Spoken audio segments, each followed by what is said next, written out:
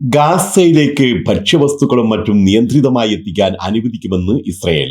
മാനുഷിക സഹായത്തിന്റെ വ്യാപ്തി വിപുലീകരിക്കുന്നതിനുള്ള സംവിധാനം മന്ത്രിസഭ അംഗീകരിച്ചിട്ടുണ്ട്. സ്വകാര്യ മേഖലയിലൂടെ ഗാസയിലേക്ക് സാധനങ്ങൾ എത്തിക്കാനുള്ള അനുമതിയാണ് മന്ത്രിസഭ ഇപ്പോൾ നൽകിയിട്ടുള്ളത്. ഗാസയിലേക്കുള്ള സഹായത്തിന്റെ അളവ് വർദ്ധിപ്പിക്കാനും ഐക്യരാഷ്ട്രസഭയുടെയും അന്താരാഷ്ട്ര സംഘടനകളുടെയും സഹായത്തെ ആശ്രയിക്കുന്നത് കുറയ്ക്കാനുമാണ് ഇത് ലക്ഷ്യമിടുന്നതെന്നാണ് റിപ്പോർട്ട്. അതേസമയം ഗാസ മുഴുവൻ പിടിച്ചെടുക്കാനുള്ള ഉത്തരവാണ് ഇസ്രായേൽ പ്രധാനമന്ത്രി ബെഞ്ചമിൻ നെതന്യാഹു സൈന്യത്തിന് നൽകിയിട്ടുള്ളത്. ദുബായിൽ ഡ്രൈവിംഗ് ലൈസൻസ് എടുക്കുന്നതിന് ഫീസ് കൂടും. പുതുക്കിയ നിരക്കനുസരിച്ച് മൊത്തം 810 ദിർഹമാണ് RTA ഫീസായി നൽകേണ്ടത്. ഡ്രൈവിംഗ് സ്കൂളുകൾക്ക് നൽകുന്ന ഫീസിന് പുറമെയാണ് ഇത്. നിലവിലുള്ള ലൈസൻസ് റദ്ദാക്കുകയോ പിടിച്ചെടുക്കുകയോ ചെയ്താൽ 3000 ദിർഹം അധിക നിരക്കും ഈടാക്കും. UAEയും ഒമാനെയും റെയിൽ മാർഗം ബന്ധിപ്പിക്കുന്ന അഫീഫ് റെയിലിന്റെ നിർമ്മാണ പ്രവർത്തനങ്ങൾ പുരോഗമിക്കുന്നു. ഒമാനിലെ സോഹാ തുറമുഖം മുതൽ UAEയിലെ അബുദാബി വരെ അല്ലൈൻ വഴി കടന്നുപോകുന്ന അഫീഫ് റെയിൽ ശൃംഖലയുടെ ആകെ നീളം 303 കിലോമീറ്ററാണ്. ഒമാന്റെയും UAEയുടെയും സംയുക്ത പദ്ധതിയായ അഫീഫ് റെയിലിൽ ഇരു രാജ്യങ്ങളിലുമായി 12ലധികം പാസഞ്ചർ സ്റ്റേഷനുകളാണ് ഉള്ളത്. അബുദാബിയിൽ നിന്ന് ഒമാനിലേക്ക് 1 മണിക്കൂറിനുള്ളിൽ എത്താനാവും എന്നതാണ് ഇതിന്റെ പ്രത്യേകത. ദുബായിൽ ബാച്ചലർ അക്കോമഡേഷൻ സർക്കാർ നിലപാട് കടുപ്പിച്ചതോടെ വാടക ഉയർന്നു. അനധികൃതമായി അപ്പാർട്ട്മെന്റുകളും വില്ലകളും വിഭജിക്കുന്നതിനെതിരെ സർക്കാർ നടപടി സ്വീകരിച്ചതിനെ തുടർന്നാണ് ദുബായിലെ പല പ്രദേശങ്ങളിലും സ്റ്റുഡിയോ 1 ബെഡ്റൂം അപ്പാർട്ട്മെന്റുകളുടെ വാടക ഉയർന്നത്.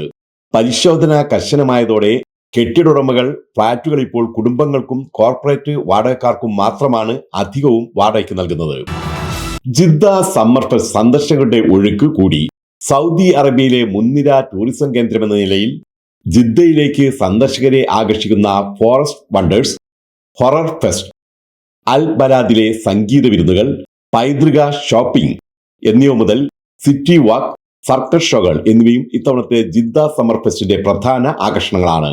രാജ്യത്തിനകത്തും പുറത്തു നിന്നുള്ള 4 കോടിയിലധികം വിനോദസഞ്ചാരികൾ ഇത്തവണത്തെ മേളയ്ക്ക് എത്തുമെന്നാണ് പ്രതീക്ഷ. 52 ദിവസം നീണ്ടു നിൽക്കുന്ന മേള ഈ മാസം 31 സമാപിക്കും. കുവൈത്തിൽ പള്ളിയിൽ പ്രഭാത നമസ്കാരത്തിനിടെ കോഴിക്കോട് സ്വദേശി കുഴഞ്ഞു വീണു മരിച്ചു. കൊയിലാണ്ടി നന്ദി തിക്കൊടി കീരങ്കയിൽ ഷബീറാണ് മരിച്ചത്. 61 വയസ്സായിരുന്നു. കഴിഞ്ഞ 35 വർഷത്തിലേറെയായി കുവൈത്തിലുള്ള ഷബീർ കുവൈത്ത് കേരള ഇസ്ലാഹി സെന്റർ സെക്രട്ടേറിയറ്റ് അംഗമാണ്. ഒമാനിലെ സോഹാറിൽ അപകടത്തിൽ പരിക്കേറ്റ് ചികിത്സയിലായിരുന്ന പാലക്കാട് സ്വദേശി മരിച്ചു. ചെർപ്പുളശ്ശേരി നെല്ലായ മാണിത്തൂർ പറമ്പിൽ ഷിബുലുർ റഹ്മാനാണ് മരിച്ചത്. 27 വയസ്സായിരുന്നു. പ്രവാസ ഭൂമിയിൽ അനുഭവിക്കുന്ന സംഘർഷങ്ങൾ അതിജീവിക്കുന്നതിന് കലാസബരികൾ ഏറെ അനുഗ്രഹമാവുന്നുണ്ടെന്ന് Sharjah Indian association president Nisar Thalangara Mahatma Gandhi cultural forum Sharjah സംഘടിപ്പിച്ച ഗസൽ നൈറ്റ് ഉദ്ഘാടനം ചെയ്ത് സംസാരിക്കുകയായിരുന്നു അദ്ദേഹം. പ്രസിഡന്റ് പന്ത്രോളി പ്രഭാകരൻ അധ്യക്ഷത വഹിച്ച ചടങ്ങിൽ അഡ്വക്കേറ്റ് സന്തോഷ് കെ നായർ ആമുഖ പ്രസംഗം നടത്തി.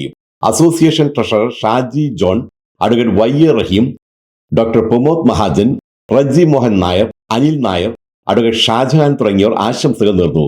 ജനറൽ സെക്രട്ടറി ഗഫൂർ പാലക്കാട് സ്വാഗതവും രഘുനാഥ് വെങ്കടങ്ങ് നന്ദിയും പറഞ്ഞു. തുടർന്ന് ഷാരിഫ് കണ്ണൂർ, ശ്രീഷ എന്നിവരുടെ ഗസൽ സന്ധ്യയും വിവിധ കലാപരിപാടികളും അരങ്ങേറി. ദേവസ്വം ബോർഡ് പമ്പ കോളേജിന്റെ പൂർവ്വ വിദ്യാർത്ഥി സംഘടനയായ പമ്പ തീരം ഗ്ലോബൽ കമ്മ്യൂണിറ്റി ഈ മാസം 30 നടത്തുന്ന പമ്പ മേളം 2025 ബ്രോഷർ കിസൈസ് പോലീസ് മേധാവി മേജർ ഹംദി അബ്ദുള്ള ചലച്ചിത്ര താരം സുരഭിക്ക് നൽകി പ്രകാശനം ചെയ്തു. പമ്പ തീരം പ്രസിഡന്റ് സെബാസ്റ്റ്യൻ ജോസഫ് അധ്യക്ഷത വഹിച്ച ചടങ്ങിൽ Sasikumar Nambimadam, Kala Harikumar, doctor Soumya Harikumar, Paul Joseph, Machinga Radhakrishnan, Shine Chandrasenan, Rajesh Pillai, doctor Rajeev Pillai, Zulfikar Hassan, Mathew Samuel Koshy Mannar, Saiju Ninan, Santhosh S, Ashim Martin എന്നിവർ സംസാരിച്ചു. സൗദി അറേബ്യയിലെ ജിദ്ദയിൽ നടക്കുന്ന ഫിബ ഏഷ്യ കപ്പ് ബാസ്കറ്റ്ബോൾ ടൂർണമെന്റിൽ ഇന്ത്യ പൊരുതി തോറ്റു. ജോർദാനുമായി ഉദ്ഘാടന ദിവസമായി ഇന്ന് നടന്ന ഇന്ത്യ ജോർദാൻ ഇഞ്ചോടിഞ്ച് പോരാട്ടത്തിലാണ് ഇന്ത്യ പരാജയപ്പെട്ടത്. മറ്റന്നാൾ ഇന്ത്യ ചൈനയുമായും വരുന്ന ശനിയാഴ്ച സൗദി അറേബ്യയുമായും ഏറ്റുമുട്ടും.